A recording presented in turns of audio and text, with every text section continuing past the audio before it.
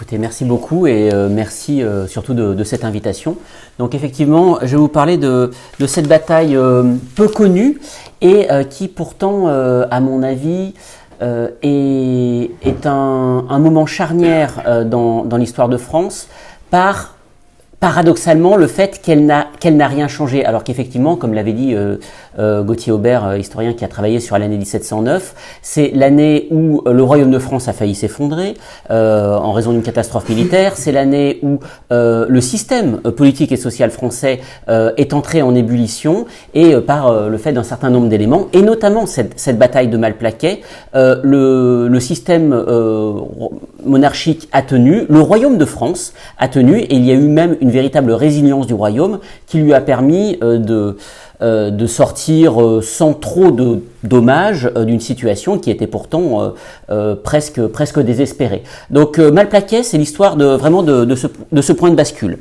Donc de quoi je vais vous parler et pourquoi c'est intéressant, parce que à Malplaquet, le royaume est au bord du gouffre, j'y reviendrai. Il y a à Malplaquet des effectifs qui sont inouïs à l'époque, mais non seulement inouïs à l'époque, mais très largement supérieurs à ce qu'on verra après, jusqu'à la fin de l'Empire. C'est-à-dire qu'il y a à peu près 190 000 hommes de part et d'autre à Malplaquet.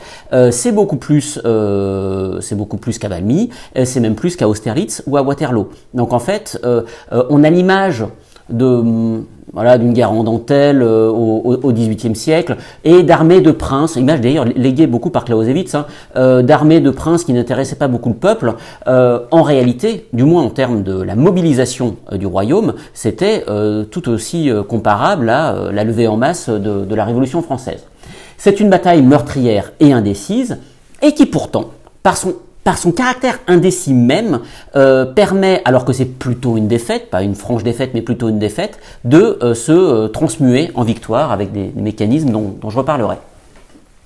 Donc voilà, je vais vous parler du contexte de cet affrontement européen, de cette bataille hors norme, parler enfin de la bataille après la bataille, et je conclurai rapidement sur les sources parce que je suis chartiste et qu'on ne se refait pas, qui nous permettent de retrouver la bataille au sens où de s'interroger sur ce qu'était l'expérience de la bataille à la fin du règne de Louis XIV. Un affrontement européen.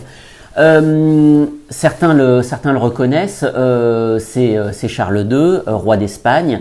Donc son portraitiste a sans doute fait des efforts pour ne pas trop marquer ses traits les plus déplaisants, et pourtant, malgré son talent, le portraitiste a dû quand même respecter un tant soit peu la réalité. Donc on voit effectivement que, en raison d'un certain nombre de mariages consanguins, c'est un roi qui avait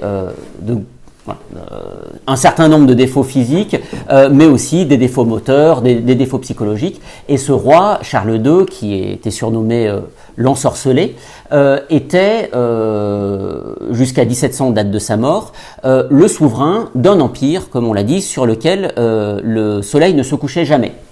Pourquoi ? Parce que l'Empire espagnol, c'est tout ce qui est en rouge, en bleu c'est le Portugal, bon, ça c'est la carte que j'ai récupérée, désolé.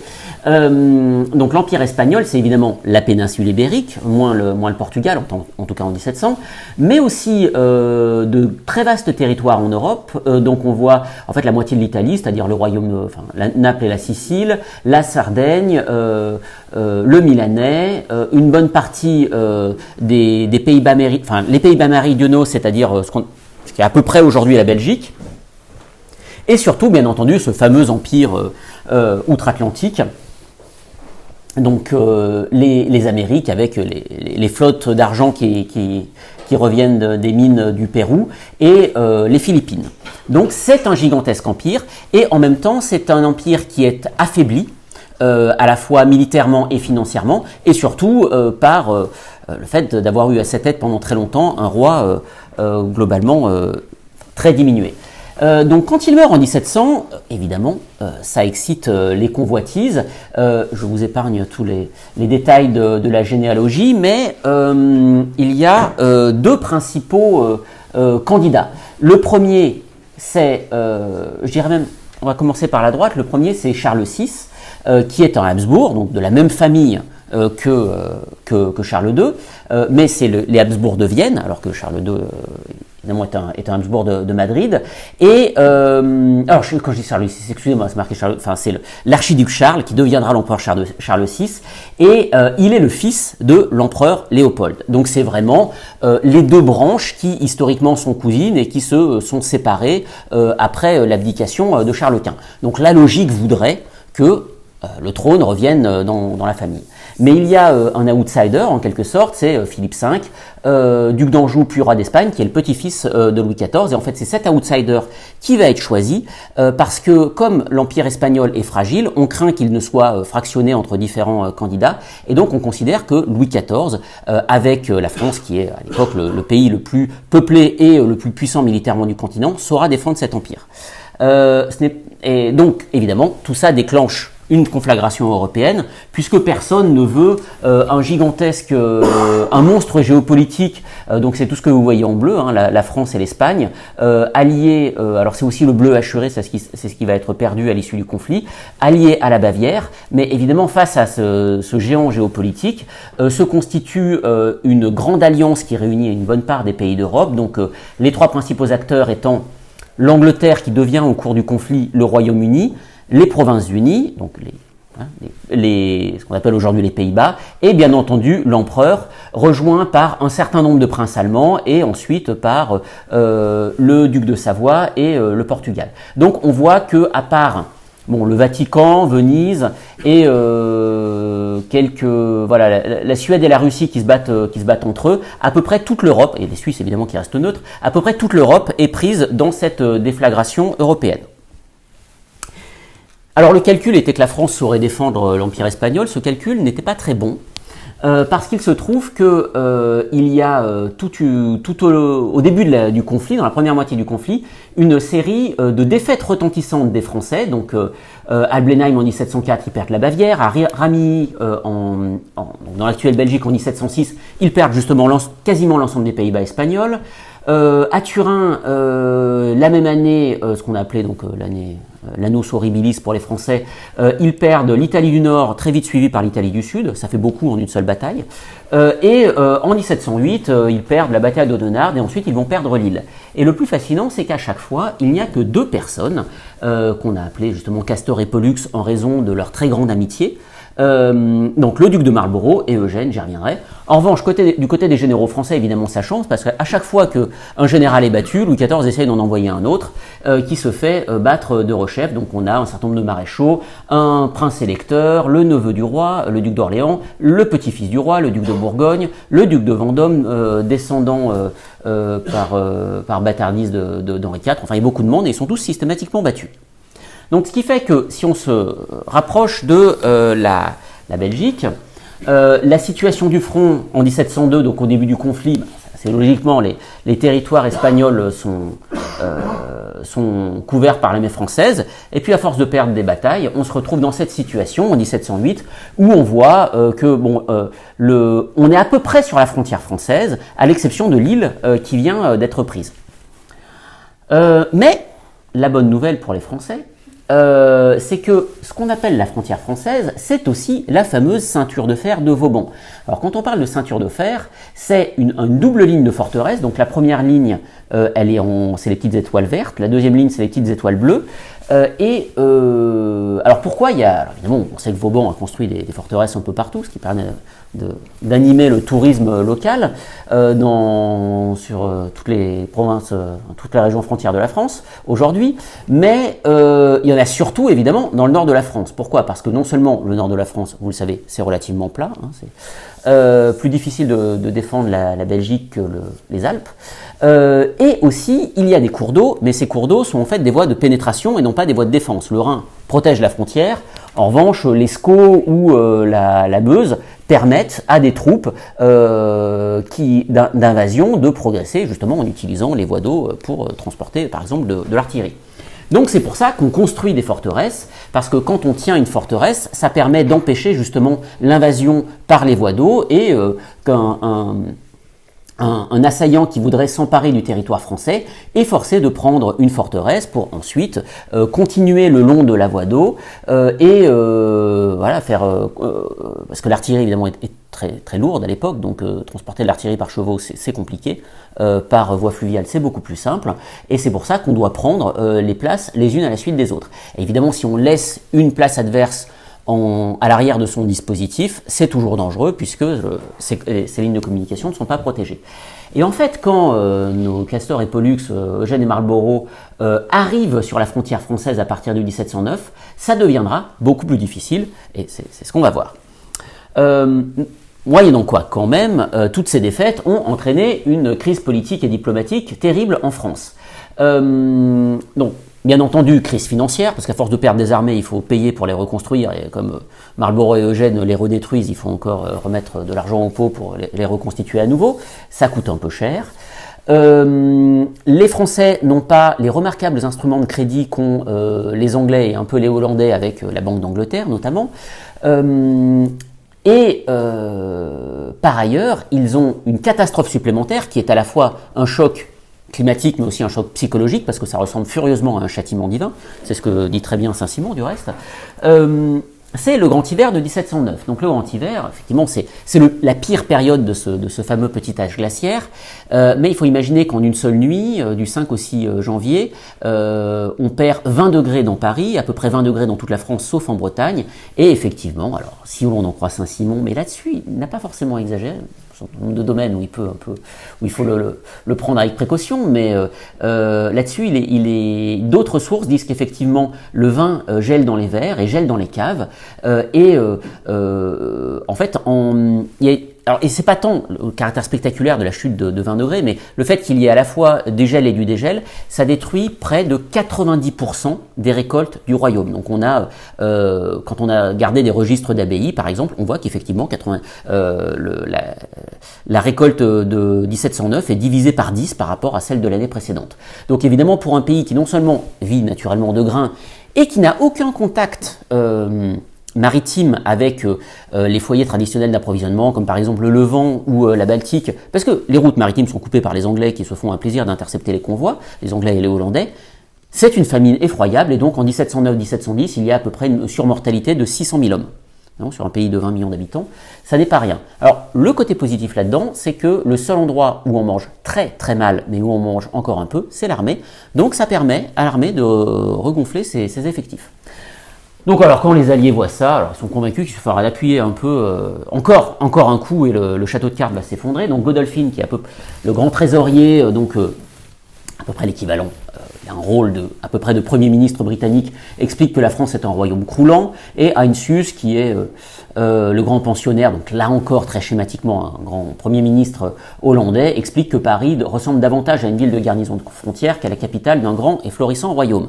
Donc il y a un mépris des Alliés où ils sont convaincus que la France va s'effondrer. Et donc, quand il y a négociation de paix en juin 1709, enfin qui culmine en juin 1709 à La Haye, les Alliés exigent tout de la France. Ils exigent que la France renonce à la quasi-totalité des conquêtes du règne de Louis XIV, donc l'île, un certain nombre de territoires du nord de la France, la totalité de l'Alsace. Alors il lui laisse juste dans un grand éclat de générosité la Franche-Comté. Bon, évidemment le Perpignan, parce que ça c'est le Roussillon, parce que c'était entre la France et l'Espagne, donc ça les intéresse pas. Et ils exigent évidemment aussi que Philippe V, le petit-fils de Louis XIV, abandonne sa couronne. Et Louis XIV est prêt à tout accepter. On le sait parce qu'on a ses instructions aux ambassadeurs où il dit écoutez, s'il faut accepter ça, je le ferai. Sauf que les Alliés sont pris d'hubris et ils exigent quelque chose qui paraît rétrospectivement complètement absurde, à la fois inutile et humiliant. C'est que la France donne ses troupes aux Alliés pour aller chasser Philippe V, parce qu'en fait, Philippe V, c'est à peu près le seul qui a conservé... Lui, les opérations dans la péninsule ibérique se sont plutôt bien passées, donc Philippe V a maintenu son royaume. En réalité, sans le soutien français, il se serait très vite effondré. Mais là, on demande à ce que ce soit les Français qui débarrassent les alliés de Philippe V. Donc là, Louis XIV considère que ce n'est pas possible, il y a une rupture des négociations, et ce qui est intéressant à ce moment-là, c'est qu'il y a ce qu'on a pu appeler la crise de l'absolutisme, et le roi, qui pourtant est obsédé par le secret de ses conseils, et bien sûr considère que ce n'est pas au peuple d'avoir une opinion sur ce que font les rois, décide d'écrire, par le biais des gouverneurs, par le biais des évêques, à ces peuples une lettre, et puis par le biais des gazettes aussi, où il explique pourquoi il rompt les négociations. Et donc, notamment, alors c'est une lettre pas si longue, mais je vous donne un extrait. Je passe sous silence les insinuations qu'ils m'ont faites de joindre mes forces à celles de la Ligue et de contraindre le roi, mon petit-fils, à descendre du trône. Voilà. Il est contre l'humanité de croire qu'ils aient seulement eu la pensée de m'engager avec eux une pareille alliance. Donc, effectivement, ça c'est le point de rupture, en imaginant que tout le monde comprend que c'est inacceptable. Et ensuite, il explique, justement, il s'excuse presque de continuer la guerre, quoique ma tendresse pour mes peuples ne soit pas moins vive que celle que j'ai pour mes propres enfants, quoique je partage tous les maux que la guerre ait fait souffrir à des sujets aussi fidèles, et que j'ai fait voir à toute l'Europe que j'ai désiré sincèrement les faire jouir de la paix, je suis persuadé qu'ils s'opposeraient eux-mêmes à les recevoir à des conditions également contraires à la justice et à l'honneur du non-français. Et là, c'est très intéressant, parce que l'un des moteurs qu'il donne pour justifier la guerre, c'est l'honneur de la France. Et là, il ne parle plus de la gloire de ses armes. Non, c'est vraiment le nom français. Alors, évidemment, c'est pas encore la nation, on n'est pas à Valmy, hein, mais il y a déjà en germe, en tout cas, cette logique-là. Alors, plus concrètement, comment ça se passe la guerre Donc, apparemment, la Grande Alliance, c'est quelque chose d'un peu hétéroclite. Donc il y a deux royaumes, l'Angleterre, enfin le Royaume-Uni et le Danemark, tout un tas de princes en Allemagne, une république, un empereur. Voilà. Il y a des catholiques, des protestants, il y a des puissances maritimes, il y a des puissances continentales, des puissances terriennes, des puissances commerciales. Tous ces gens-là se détestent entre eux, évidemment, mais personne n'aime Louis XIV, et donc c'est ça le ciment qui fait tenir la Grande Alliance.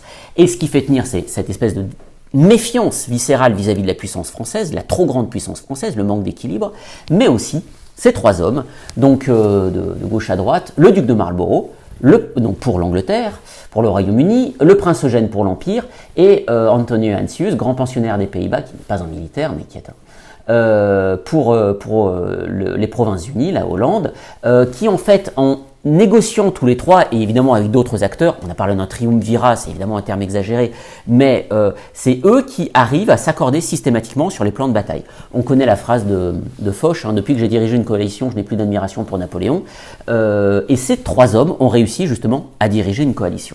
Alors je reviens un peu sur les deux principaux. John Churchill, fondateur, prestigieux ancêtre de Winston, premier duc de Marlborough.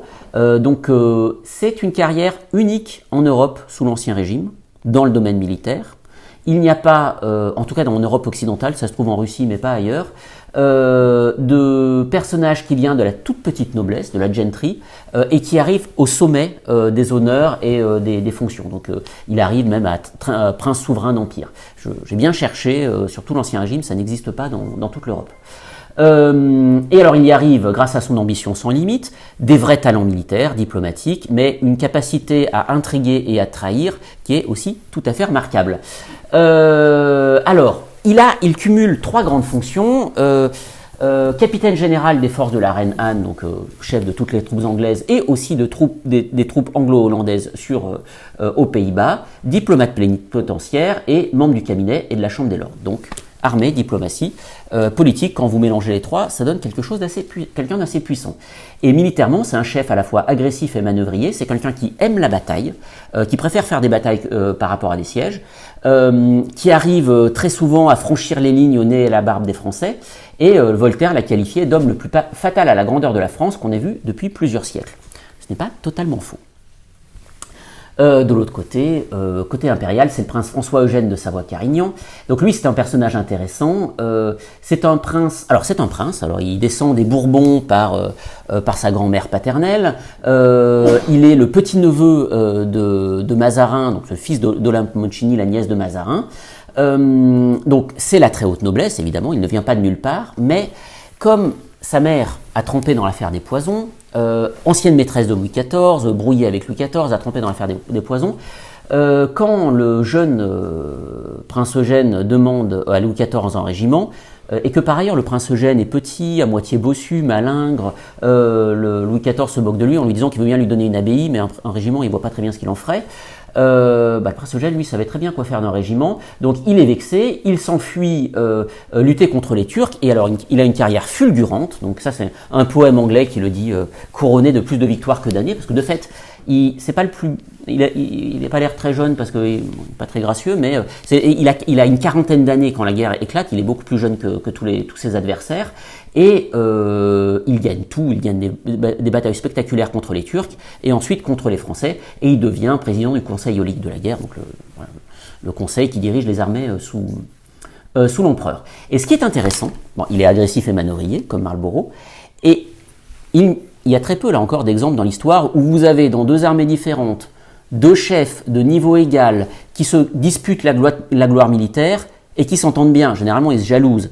On peut prendre Patton et Eisenhower, on peut prendre n'importe qui, Yukov et Konev chez les Russes. Enfin, on prend toutes les histoires. Sous toutes les latitudes, généralement, ils s'opposent. Et là, ils s'entendent extrêmement bien. Et donc, quand ils sont réunis, plutôt que de se disputer, ils s'allient, ils combinent leurs talents et ils arrivent systématiquement à battre les Français. Donc, côté français, on a Villars d'abord. Alors évidemment, aujourd'hui, il est considéré, aujourd'hui, rétrospectivement, il apparaît comme un grand général. Sauf qu'en fait, Villars, il est maréchal de France tardivement, et jusqu'en 1709, il ne sert que sur des fronts secondaires. Alors certes, là encore, lui aussi est agressif, manœuvrier, mais il n'a jamais affronté les deux grands chefs d'en face. Et s'il arrive tout en 1709, c'est parce qu'il ne reste plus rien d'autre. Tous les autres ont été battus. Boufflers, qui est envoyé pour le seconder juste avant la bataille, lui est quelqu'un de plus ancien. Alors, il s'est couvert de gloire l'année précédente à Lille parce qu'il a défendu héroïquement la ville. Parce qu'il est, Saint-Simon dit que c'est un Romain, d'ailleurs c'est pas le seul. Il est héroïque, il est désintéressé, il a toutes les qualités du monde, mais ce n'est pas non plus, c'est un bon militaire, mais ce n'est pas un génie guerrier comme Eugène et Marlborough et dans une moindre mesure comme Villars. Et donc quand il a affronté Marlborough en 1702, il a été battu lui aussi, alors sans même combattre. Donc, bon, si on résume, ils ont moins d'hommes, ils ont été systématiquement battus, on envoie en quelque sorte, vous me passerez l'expression, c'est un peu ce qui reste à Louis XIV, donc évidemment, sur le papier, les chances ne sont pas du côté des Français. Donc, alors, les armées, c'est quoi? Alors déjà, Malplaquet, c'est une bataille des nations, bien avant Leipzig, parce qu'on trouve côté français, des Espagnols et des Bavarois, des Suisses aussi, par le biais de recrutement spécifique des Suisses, même si la Suisse n'est pas en guerre, et de l'autre côté, des Britanniques, des Hollandais, des Prussiens, des Saxons, des Danois, des Hanovriens, des Palatins, des Impériaux, mais aussi des Suisses, au service de Hollande, et puis quelques Suédois qui sont eux aussi des régiments au service de la Hollande. Donc alors il manque les Portugais et les Savoyards, mais sinon vous avez à peu près tout le monde. Alors énormément de nations, mais ce qui est intéressant, c'est que les troupes sont complètement standardisées. Elles ont été standardisées notamment parce que au XVIIe siècle, il y avait deux grandes armes, la pique pour se protéger des cavaliers et le mousquet pour tirer à distance. Il y a eu l'invention de la baïonnette dans les années 1680-1690, c'est sa généralisation. Et en fait, on a abouti à une sorte de fantassin unique avec son fusil équipé de sa baïonnette. Et comme tout le monde, ça a permis à chaque fantassin de se défendre grâce à sa baïonnette contre la cavalerie et en même temps d'avoir une arme, ça a entraîné un allongement des lignes de bataille. Donc là où auparavant on avait des gros carrés, des gros blocs qui s'affrontaient, là on a vraiment des lignes de bataille très fines qui s'affrontent et tout le monde combat exactement de la même façon. Ce qui fait que dans une armée où vous avez à peu près 10 nationalités différentes, il y a quelques problèmes de langue, mais si vous parlez allemand et anglais, un peu français, vous arrivez, et vous connaissez les ordres dans ces mots-là, globalement, vous arrivez à diriger une armée avec 10 nations différentes. Sur la cavalerie, c'est pas beaucoup de variété. Il y a une cavalerie lourde équipée du sabre et de la cuirasse qui est là pour charger, et une cavalerie légère qui est là pour harceler les troupes après la rupture des... Mais c'est pas très différent. Et enfin, les effectifs sont gigantesques, je l'ai dit, à peu près, c'est difficile de calculer, mais 85 000, et en plus évidemment après il y a plein de polémiques, parce que bien entendu les Français disent qu'ils étaient bien moins nombreux, les Alliés disent que c'était à peu près à égalité, voire qu'il y avait plus de Français. Mes calculs sont plutôt qu'il y avait 85 000 Français contre 95 à 100 000 Alliés. Donc une nette, alors à Malplaquet même, donc un net avantage quand même pour les Alliés, même s'il n'est pas gigantesque. Il y a des Espagnols ? Oui, alors il y a des Espagnols dans l'armée française, c'est relativement marginal. Il y a des régiments espagnols, il y a quelques régiments bavarois, mais les Espagnols se battent surtout en Espagne. En fait, il y a des Wallons surtout. Il y a des régiments wallons qui résistent malgré la perte de la Wallonie.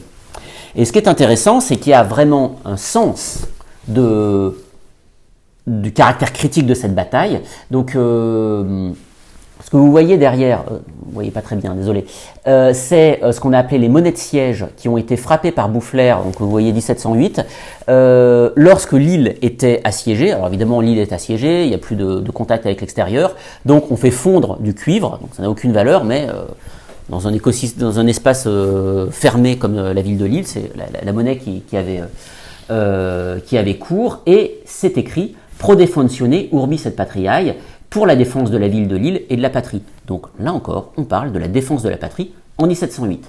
Donc certes c'est Lille, mais enfin un an plus tard, on pense à peu près à la même chose encore.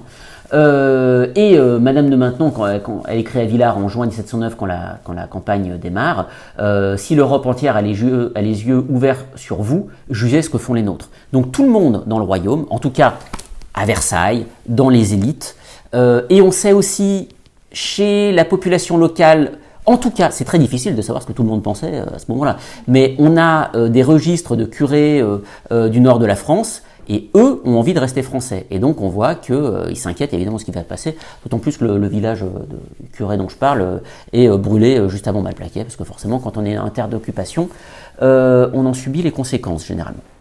Donc ça c'était pour le contexte général, pour essayer de vous démontrer qu'on est vraiment à un point de rupture majeur de l'histoire de France. Évidemment, si Louis XIV avait perdu l'île Strasbourg et un certain nombre de choses, le grand siècle n'aurait pas eu tout à fait la même teinte. Alors, parlons de la bataille maintenant. Enfin, d'abord de la campagne. Donc, les Alliés viennent de s'emparer de l'île. Donc là, on est en juin. La campagne démarre tardivement pour deux raisons. D'abord, il y a eu des négociations de paix qui ont retardé un peu tout le monde. Et surtout, il y a le grand hiver. Donc, le grand hiver, évidemment, c'est terrible pour les Français. Mais ça touche quand même toute l'Europe, moins que le reste de la France, de l'Europe que la France, mais ça touche toute l'Europe. Et surtout, ça retarde la pousse des blés. Et des herbes, et quand il n'y a pas d'herbes, il n'y a pas de chevaux, quand il n'y a pas de chevaux, on ne peut pas sortir les armées. Donc, heureusement pour les Français, la campagne démarre tardivement, donc les Alliés quittent l'île en juin, et Villars, donc il peut s'adosser à toutes ces villes, toutes ces citadelles en bleu qui sont la ceinture de fer, et en fait, entre les différentes citadelles, il fait construire des redoutes, des levées de terre, en s'appuyant sur tous les canaux, évidemment, qui parcourent le nord de la France, avec l'idée que s'il se retranche, il est globalement en déficit numérique, mais ces retranchements lui permettent de compenser ce déficit numérique. Donc, au début, les Alliés veulent une attaque brutale de Villars pour s'emparer de Douai et d'Arras, en réalité, et ensuite s'emparer des lignes de communication de la Scarpe. Après Arras, il n'y a plus rien. Après Arras, c'est Amiens, et après c'est Paris, en termes de forteresse. Donc, ils trouvent les positions de Villars trop bien fortifiées, donc ils disent, tant pis, on n'a pas le choix, on va s'emparer d'une ville supplémentaire pour avoir deux voies d'invasion possibles. Donc ils s'attaquent à Tournai. Et là, Villars espère que Tournai, qui est une ville très puissante, va les occuper suffisamment longtemps. En réalité, Tournai tombe fin août, donc les Alliés ont encore la possibilité, avant que les chevaux n'aient plus rien à manger, parce que c'est quand même le sujet de la guerre, c'est de faire manger les chevaux, ensuite de faire manger les hommes. Il se dit je vais essayer de m'attaquer à une autre ville. Donc finalement il arrive à se positionner au sud de Mons, et là les Français décident. Il se passe un truc qui est un peu surprenant. J'ai lu tous les lettres de Louis XIV à Villars, et à un moment on sent qu'il y a Louis XIV est excédé, Villars est excédé, et ils se disent perdu pour perdu, allons combattre. Et donc Louis XIV autorise Villars à combattre, et donc Villars est audacieux, certes, mais puis c'est un peu un matamor, ce qui fait sa popularité chez les soldats, mais il est prudent quand même. Donc en fait, il se positionne au sud de Mons, suffisamment près de la ville pour empêcher le siège, et en même temps, il se met dans une position retranchée entre deux bois, parce qu'il a quand même 15 000 hommes de moins, donc il faut rester prudent.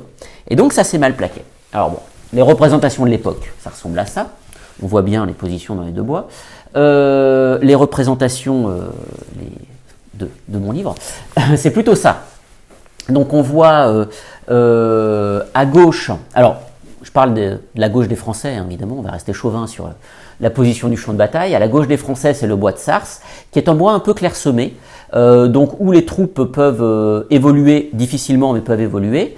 À droite, c'est le bois de la Lanière qui, pour le coup, lui est beaucoup plus dense. Donc là, on n'évolue pas. C'est vraiment une fortification naturelle. Et au milieu, il y a une plaine qui est minuscule. Il n'y a pas l'échelle, mais c'est 1,5 km, si vous voulez la trouée de Malplaquet. Et il y a 200 000 hommes là, sur la carte. 190 000. Donc 190 000, qui vont se répartir sur un champ de bataille qui, de bout en bout, comme c'est un arc de cercle, doit faire 5 km et dans sa position la plus étroite, 1,5 km. Donc les Alliés positionnent une aile droite, donc à la gauche des Français, très puissante, 80 bataillons. Leur objectif est de s'emparer du bois de Sars.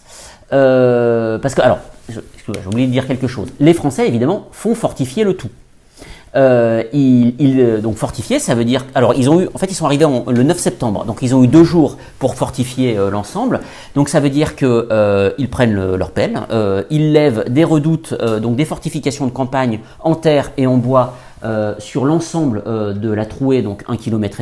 Après tout, c'est relativement resserré, donc on peut le fortifier.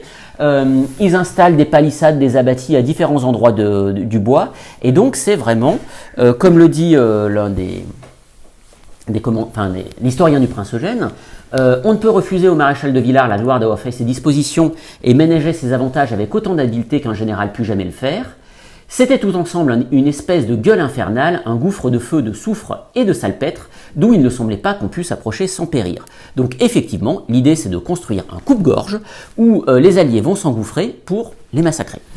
Évidemment, en face, Eugène et Marlborough ne sont pas stupides, voient bien que la partie centrale est quand même un peu trop fortifiée, donc ils se disent on va affaiblir les côtés avant de frapper au centre.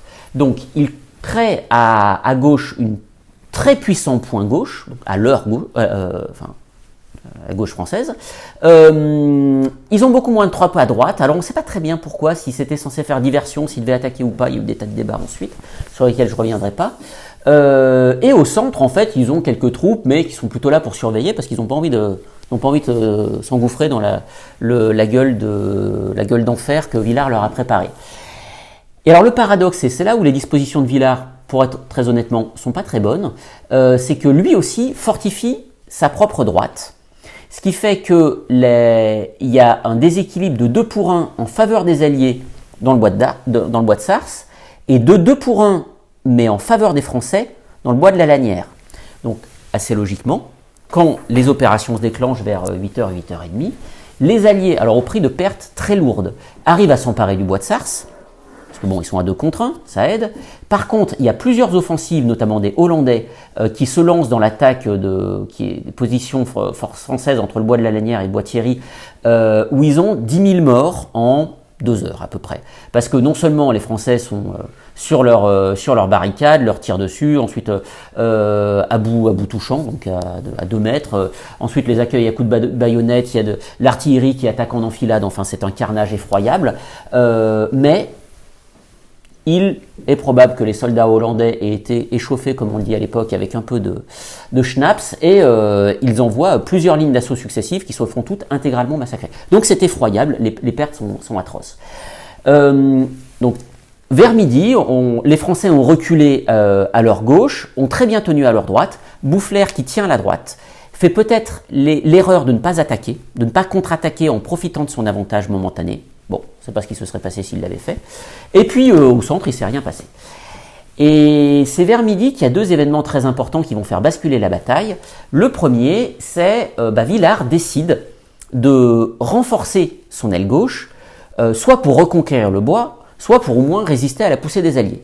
Et pour ça, il demande des troupes au centre, qui doivent être remplacées par des troupes de la droite, par un jeu de vases communicants. Alors on ne sait pas très bien pourquoi.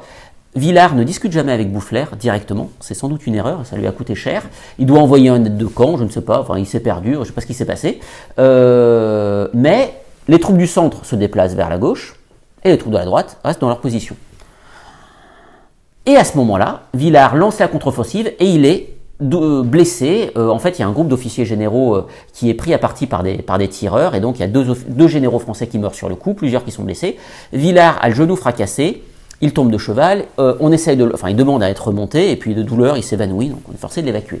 Donc Boufflers revient tant bien que mal de la droite pour prendre la direction des opérations, sauf qu'au milieu, il y a eu un trou béant. Les Alliés s'en aperçoivent, ils s'emparent. Donc là, on est dans le début de l'après-midi. Ils s'emparent des redoutes, donc vous voyez les petites croix qui prennent les redoutes, font glisser leur cavalerie.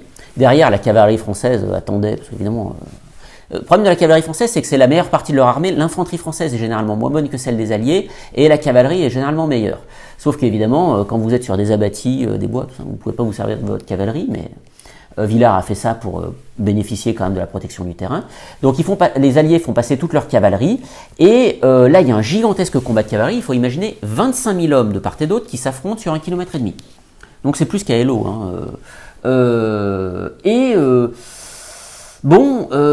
Les Français au début remportent des avantages, sauf que comme ils ne peuvent pas progresser parce que les fantassins alliés ont pris les redoutes, alors non, quand on est sur une redoute en hauteur, protégée par des palissades, on ne craint pas trop la cavalerie, donc finalement, Boufflers est forcé de sonner la défaite, la retraite, donc les Français... l'aile gauche, alors qui avait déjà commencé à se retirer parce qu'ils étaient vraiment battus, part vers l'ouest. L'aile droite, qui ne comprend pas pourquoi on sonne la retraite alors qu'en fait ils considèrent qu'ils ont gagné, part vers le sud. Et voilà. Et là c'est l'autre tournant de la bataille mais dans l'autre sens. Donc globalement, bon, ça ressemble furieusement à une défaite à ce stade. A priori, si vous m'avez suivi, j'étais à peu près clair. Les Français protégeaient les trouées de Malplaquet, ils ont perdu le centre, leur aile gauche est anéantie, l'aile droite est forcée de se retirer même si elle n'a pas perdu. Bon, c'est pas terrible, mais la défaite se passe très bien. La retraite se passe très bien et les troupes se retirent, comme on dit à l'époque, dans le plus bel ordre du monde. Ce qui se passe, c'est que les Alliés ont eu tellement de pertes qu'ils se disent on va pas trop tâter les Français dont on ne sait pas très bien s'ils ont été battus ou pas finalement, donc on va les laisser partir, et puis après tout, on a gagné le champ de bataille, on va s'emparer de Mons, arrêtons-nous là. Or, à l'époque, les pertes des attaquants se font au début du combat, puisqu'ils doivent pousser l'adversaire, donc c'est plus coûteux. Et les pertes de l'attaquant ou du vainqueur se refont ensuite. Parce que dans la retraite, généralement, il peut envoyer sa cavalerie sur les fuyards, capturer des soldats. À Ramilly, il y a entre 10 et 20 000 franco-espagnols qui se font capturer entre le soir et les semaines qui suivent la bataille.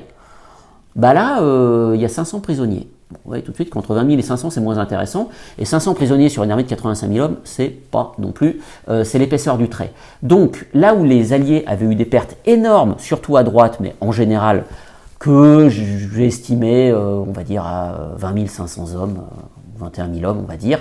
Les Français ont eu des pertes, certes, entre 11 et 15 000 hommes, mais moins, d'une part, et surtout, là où Marlborough et Eugène réunis anéantissaient systématiquement les Français, les Français se retirent, mais avec moins de pertes, et ils perdent Mons, pas non plus effroyable.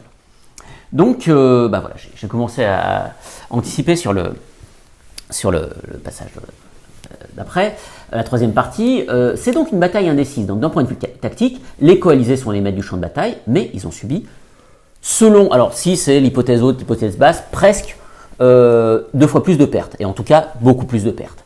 Du point de vue stratégique, ils s'emparent de Mons, mais Mons n'a pas un intérêt stratégique faramineux. Ce qu'ils voulaient, c'est en fait s'emparer de Maubeuge juste après, mais ils ont eu tellement de pertes qu'ils ne peuvent pas.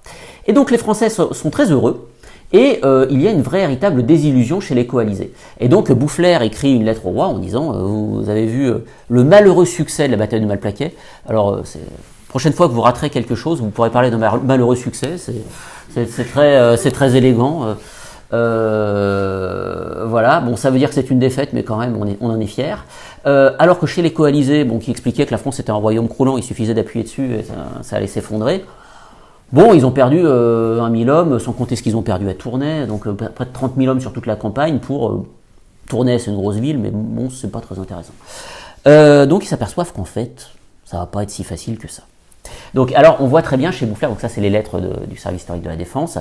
Première lettre de Boufflers au soir de la bataille, il y a 25 000 morts perdus de part et d'autre. Au moins 18 000 chez les Alliés. Quelques jours après la bataille, les Alliés ont perdu 30 000 hommes.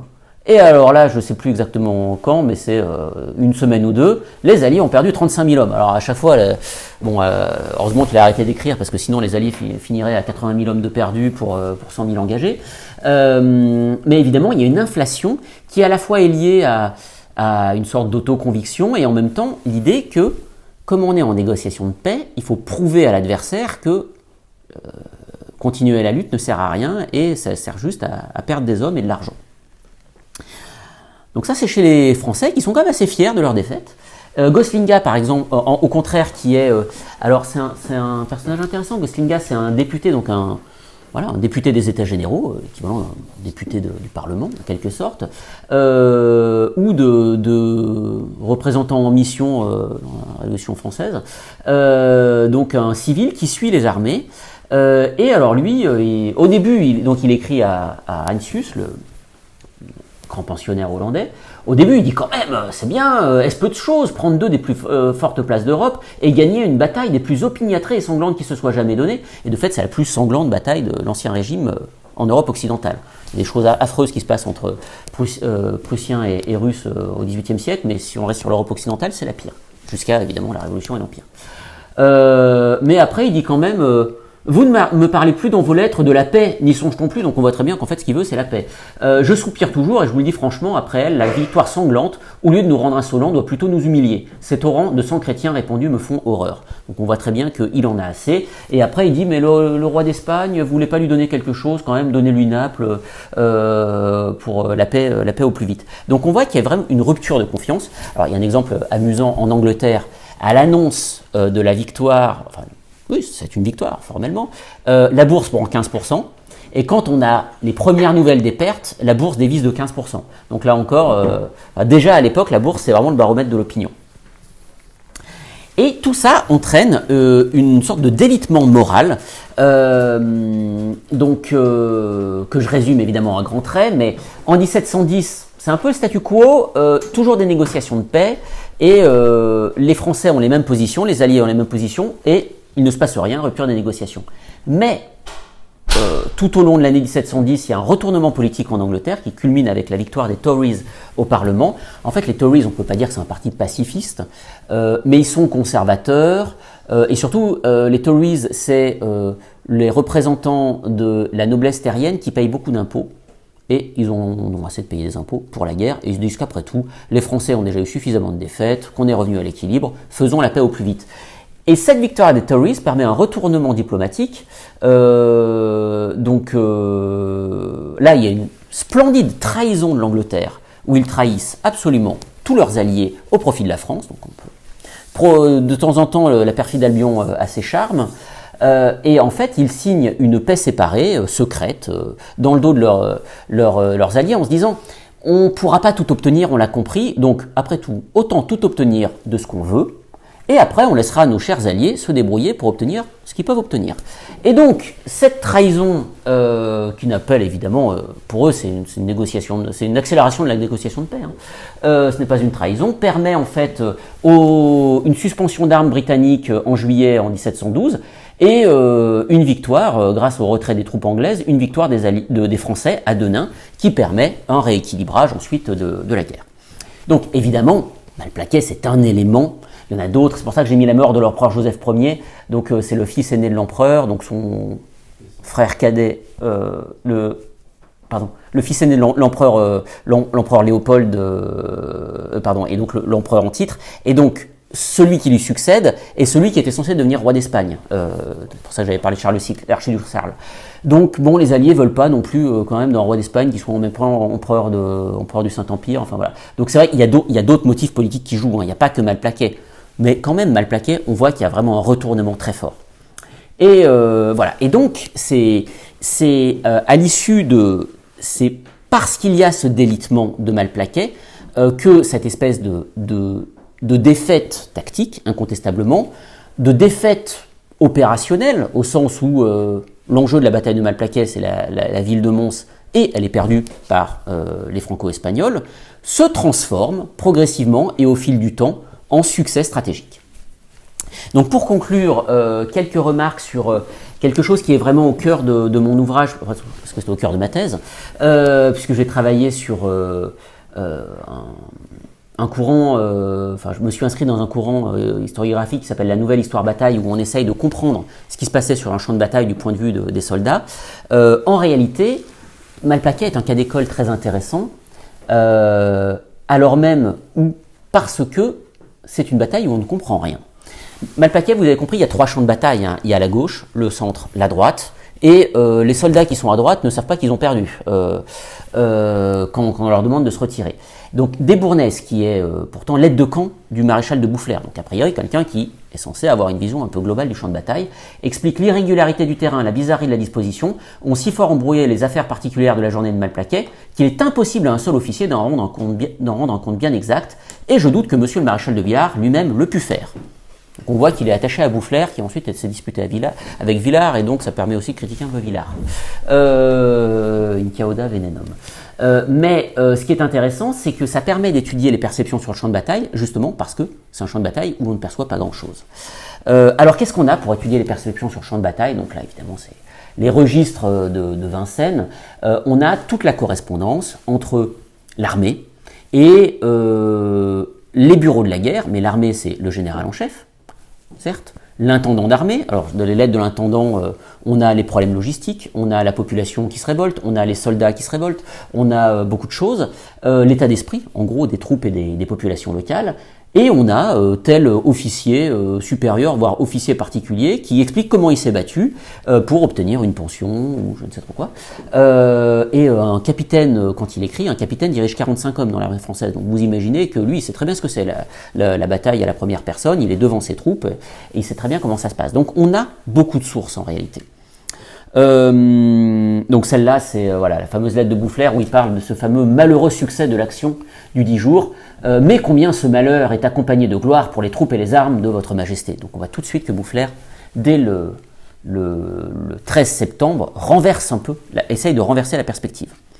Il y a des enquêtes aussi, puisque le régiment du roi est accusé d'avoir failli, et donc on explique que pourquoi il y a eu une panique du régiment du roi, qu'il était attaqué de tous côtés. Donc ça permet d'étudier les mouvements de panique. Je ne vous donne pas les détails, sinon ça nous amènerait trop loin. On a des mémoires, donc notamment chez les Anglais, on a des mémoires de simples soldats. Donc là, c'est le capitaine Parker, donc c'est un capitaine, c'est pas non plus très élevé, et qui explique exactement comment les troupes se déplacent en ligne, comment ils se tirent dessus, ce qu'on appelle la guerre linéaire de l'époque. Et enfin, on a une source tout à fait exceptionnelle, les registres d'entrée des Invalides. Donc les Invalides, vous connaissez évidemment, qui n'est pas très loin, ce merveilleux bâtiment. Il a été construit par Louis XIV pour accueillir ces anciens soldats, soit qui ont 50 ans de carrière et donc effectivement sont plus très vaillants. On peut entrer aux Invalides à 70 ans après 50 ans à parcourir les champs de bataille de l'Europe, donc c'est pas mieux. Des gens méritants, et évidemment des gens qui ont été estropiés, donc par exemple le fameux Pierre Potier, 42 ans, natif de Paris, et on voit tout ce qui est indiqué. Donc régiment des gardes françaises, ça permet de le situer à Malplaquet, bras droit coupé, ensuite d'un coup de fusil, on précise à Malplaquet. Donc ça permet de savoir comment, déjà où étaient les soldats, ça permet aussi de voir si tel ou tel régiment était à la bataille ou pas, parce que parfois on ne sait pas très bien, on n'a pas vraiment d'ordre de bataille. Et puis surtout, on sait que les soldats se battaient plutôt au fusil qu'à la baïonnette, même beaucoup plus au fusil qu'à la baïonnette, contrairement au discours de l'époque. Si on lit les traités français de l'époque, la baïonnette est la seule arme digne d'intérêt. Si on lit les Invalides, 95% des soldats sont blessés par des coups de fusil, donc il faut quand même croire que ça sert à quelque chose. Ça permet aussi de voir si on est blessé à la tête, donc un peu comment on combat.